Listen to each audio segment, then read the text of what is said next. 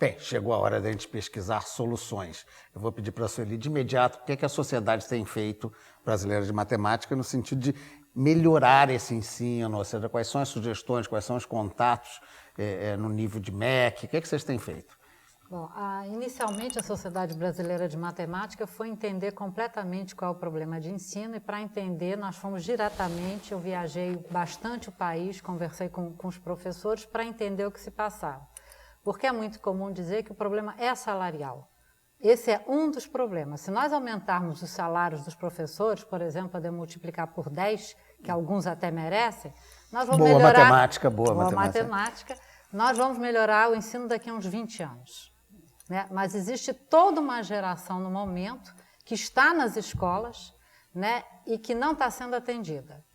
Então, a primeira coisa, nós estudamos o que estava acontecendo e elaboramos um projeto muito grande, que é montado sobre 8 projetos separados, que aborda desde bibliografia, formação de professor, a matemática à distância, Olimpíadas de Matemática para escolas públicas, enfim. É um projeto bastante complexo, ele se encontra na homepage da SBM, para quem quiser.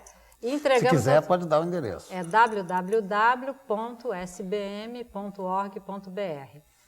E fomos às autoridades, né? Eu estive inicialmente com o ministro Cristóvão Buarque e ultimamente com o ministro Tarso Genro e está se estudando a adoção de algumas partes desse projeto, alguns já estão implementados. Quais seriam os pontos assim, mais destacáveis das mudanças? Já que fora a questão salarial que você já destacou, que é seríssimo. Noves fora, já fez noves existe fora. uma questão que é tão séria quanto a salarial, que é a formação dos professores de matemática, e aí eu vou quantificar, sem a menor chance de errar, nem de estar sendo severo, eu posso dizer que 80% dos professores que estão sendo formados não conhecem os conteúdos do ensino médio fundamental que eles têm que ensinar. Aí é grave, isso, né? É 80%. Agora, obviamente, nós já advertimos o MEC e isso é uma providência que só o MEC pode fazer. Então, a primeira coisa é estancar a formação de maus profissionais na área de matemática. E a segunda é que existe um público grande de professores, muitos até jovens, mal formados e que estão no mercado de trabalho, atuando com as nossas crianças e ficarão no mercado de trabalho com essa formação deficiente que ele tem pelos próximos 20, 30 anos. Então, ao estancar a formação dos futuros professores, nós estamos pensando nas futuras gerações. Mas nós temos até isso 2, 3, 4 gerações em curso. Então, é preciso qualificar os professores.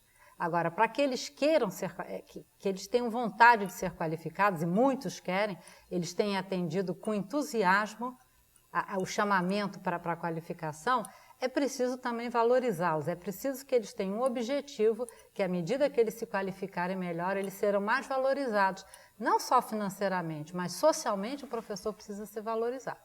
É preciso aumentar a bibliografia de boa qualidade em matemática no país.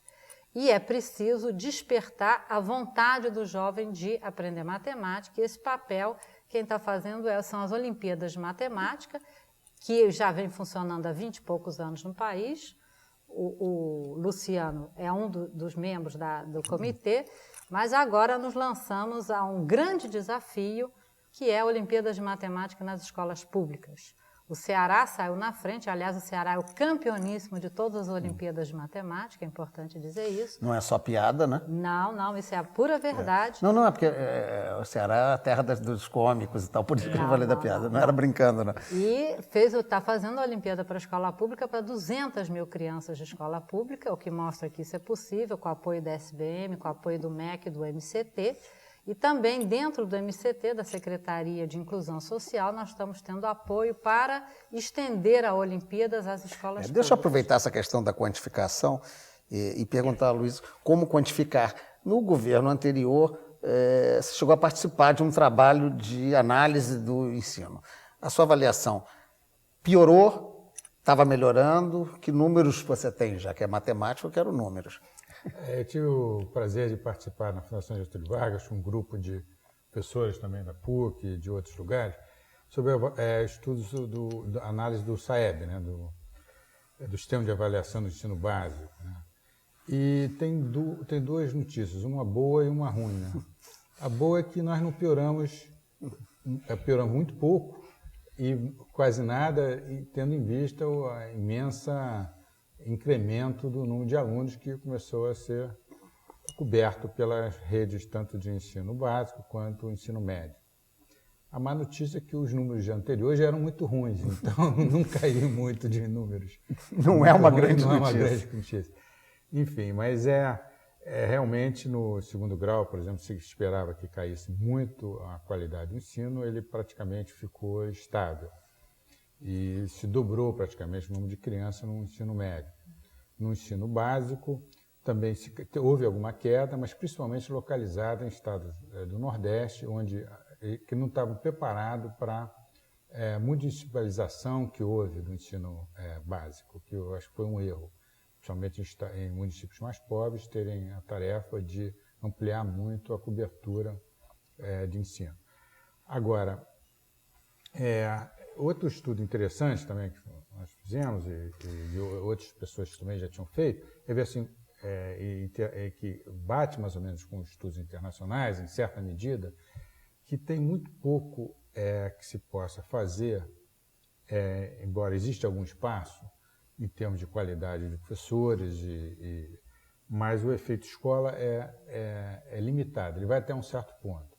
Ele é muito importante, por exemplo, no Nordeste, né, que são escolas muito desaparelhadas, é pior ainda. Né? Nos outros tem alguma coisa que você possa fazer. Mas para as crianças de estado social mais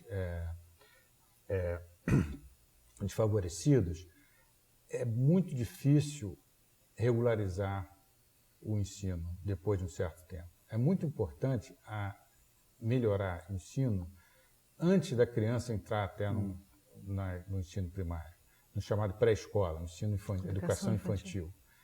Isso daí é uma lástima realmente que nós não estamos investindo mais, desde desenvolver o raciocínio lógico das crianças, que é mais relevante para a matemática, quanto a linguagem. Porque crianças de mãe com pouca educação, a educação da mãe é mais relevante para a educação das crianças, porque ela passa mais tempo com as crianças, é muito difícil você recuperar depois. Tem que ser feito esse investimento logo e muito forte na educação infantil. Bem, eu vou perguntar para o Luciano agora quais são as suas propostas, Luciano, para exorcizar o fantasma. Ótimo. Primeiro, dar oportunidade, tá certo? Eu acho que a gente podia começar dando oportunidade para quem quer ter oportunidade, porque você vê hoje no Brasil uma quantidade grande de jovens que querem ter uma oportunidade de estudar, de se desenvolver, de aprender matemática e outras coisas, e não tem essa chance, tá certo? Então, por exemplo, na nossa escola, no Elite em Madureira, no Rio de Janeiro, nós temos um programa de bolsas de estudo. Nós temos 2 tipos de programa de bolsas de estudos. Um deles é específico para jovens de baixa renda. Nós fazemos uma análise extensa de documentação, analisamos a situação da família e ou aluno para conceder bolsas de estudo para dar oportunidade para pessoas que não teriam. E isso é um pequeno projeto que pode ser ampliado. A iniciativa privada tem uma grande responsabilidade. Você fala isso do ponto de vista do ensino da matemática mesmo que você está falando, ou genericamente? Eu estou falando do genérico. Tá. Mas e no específico da matemática? Isso? Especificamente da matemática, isso entra com a mesma... Na verdade, a mesma ideia pode ser aplicada, porque na nossa escola, por exemplo, nós damos um foco grande à Olimpíada de Matemática. Isso. Tá certo? E nós temos alunos bolsistas que têm na nossa escola, que eles gostam de matemática, mas não teriam oportunidade de estudar matemática. Quer dizer, vocês incentivam, através da bolsa, aquele aluno que se dedica ao estudo da matemática, no caso. Também, não é só isso, mas certo. Essa é uma saída.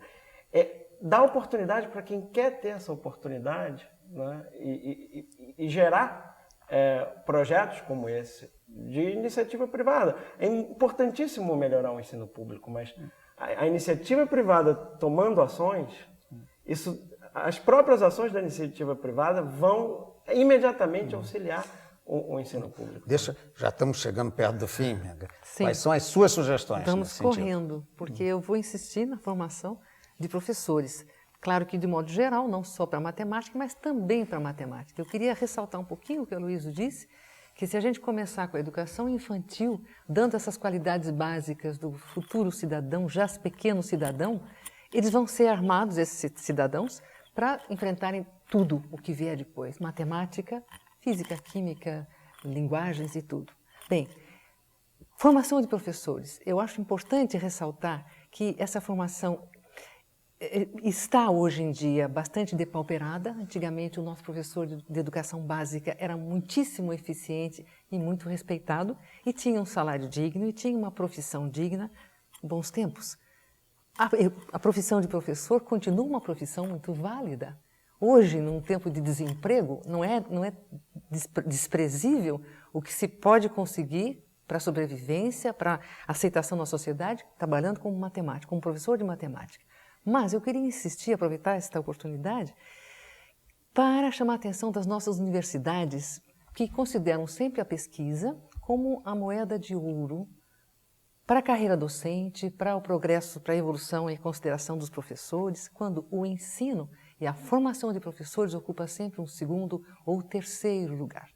Tem muito menos importância. Então, queria aqui chamar a atenção, inclusive, da nossa querida presidente da Sociedade Brasileira de Matemática, com certeza, que considera, sim, já percebi perfeitamente, a importância que tem a formação do professor de matemática. Então, do professor em geral.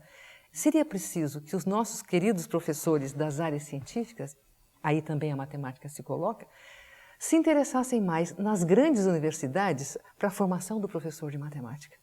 Porque logo, logo nós não vamos mais ter matemáticos. Se a gente não tiver professores de matemática que formam os futuros matemáticos, físicos e químicos, não teremos matemáticos, físicos e químicos. E aí, certamente, o risco é muito grande para a evolução científica de nosso país. Bem, nós estamos chegando ao final, agradecemos a presença de todos. Queremos, antes, deixar um recadinho para você. O nosso e-mail para a sua participação em ideias@tomeciencia.com.br. Você digita ali o que você quer ver nos próximos programas, suas críticas, sugestões serão bem-vindas.